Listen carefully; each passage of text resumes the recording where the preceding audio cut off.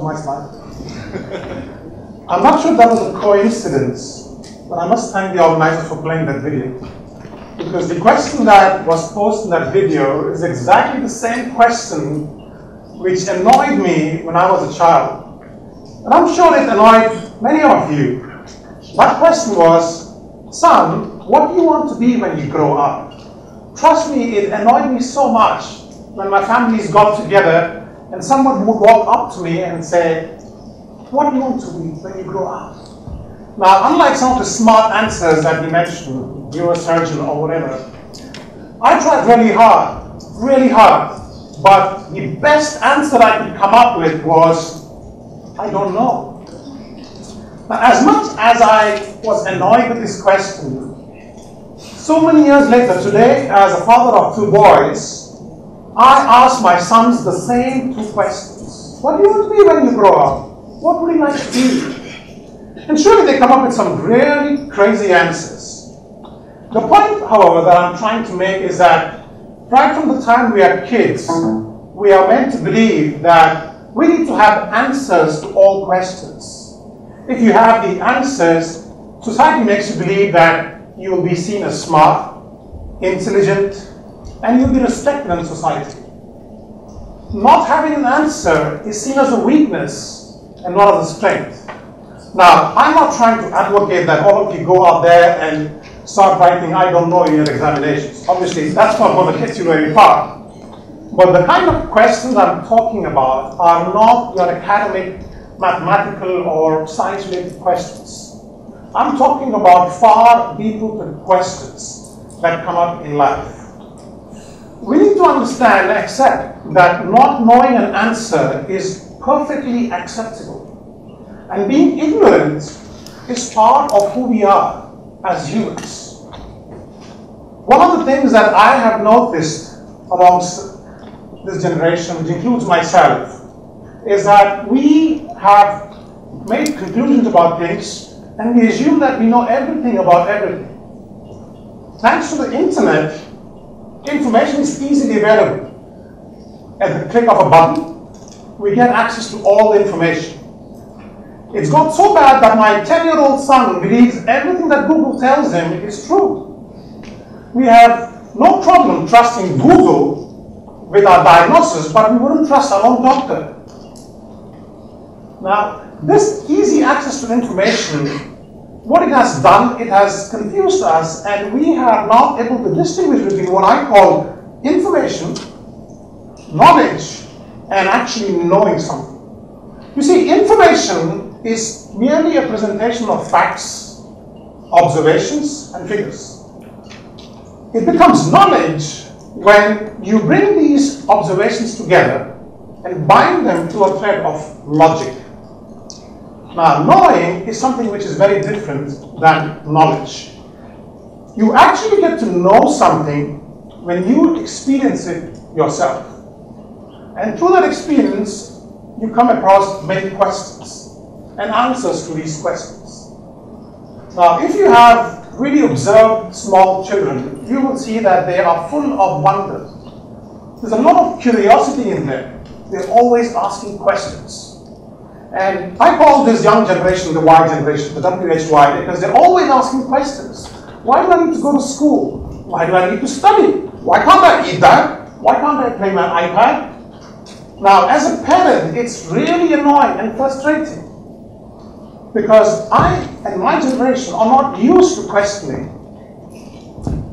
And it's more annoying because, to be honest, I don't have the answers to my son's questions. Having said that, as much as it is annoying and frustrating, I do think that it's a very unique way of bringing up children, of questioning things which my generation probably assumed and did not question. I think it enhances learning and education of the child.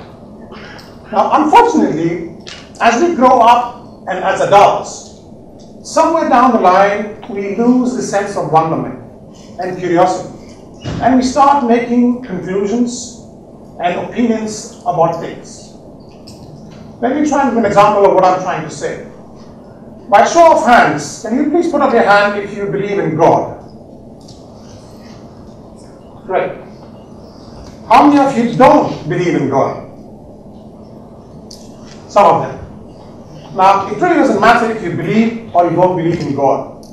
All of you are in the same boat. Why? Because essentially what you have all done is you have formed your own conclusions about something to which probably the best answer or the most honest answer is you don't know. You see, when you conclude on something, you are essentially closing doors to possibilities. You're closing your mind to new ideas, to new suggestions.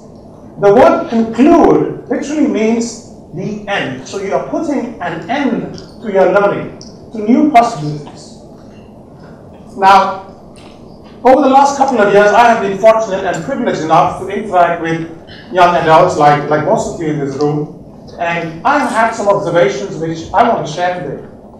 What I have noticed is that all of the people that I met are extremely confident about themselves.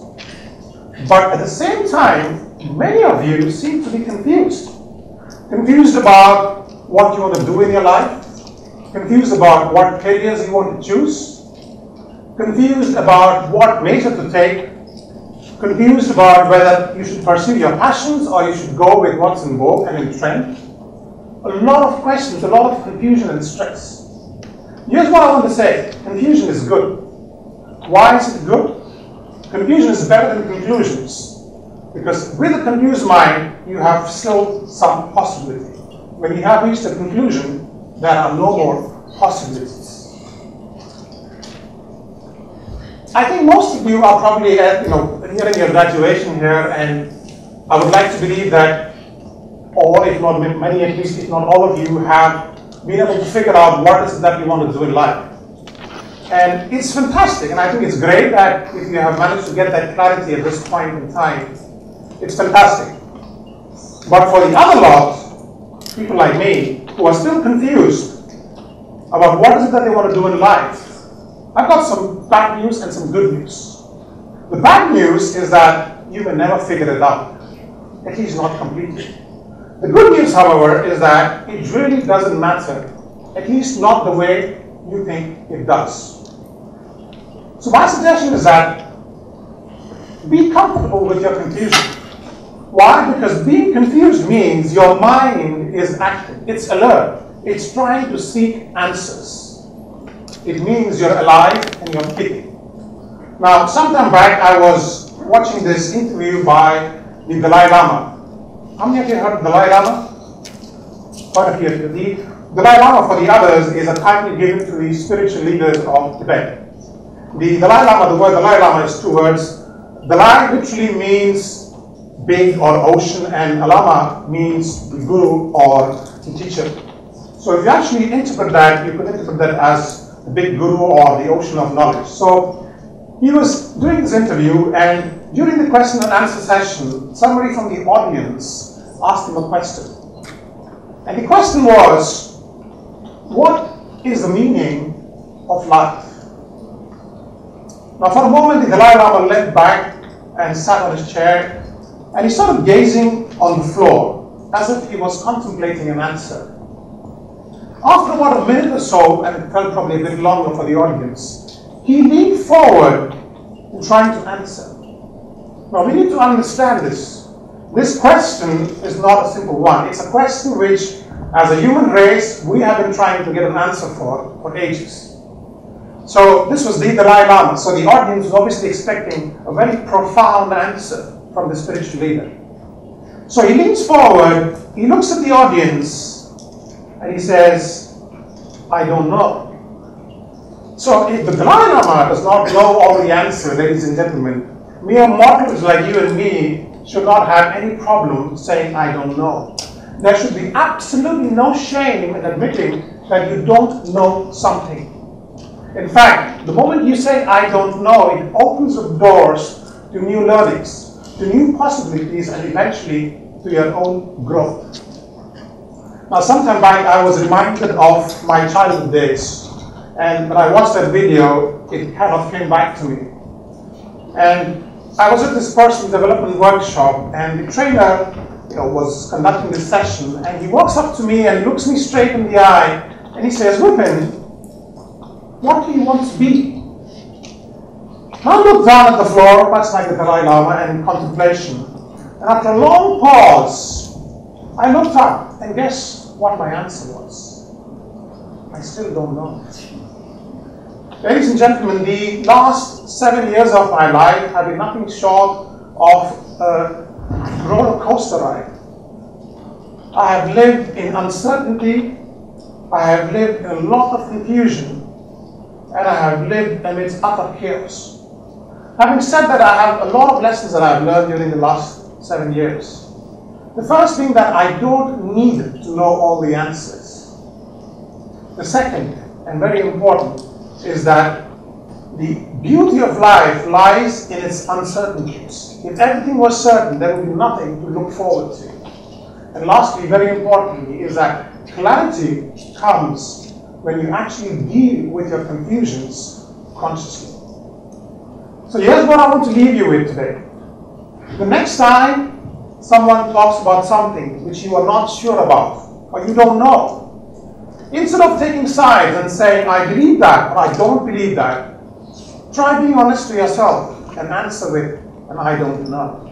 Thank you.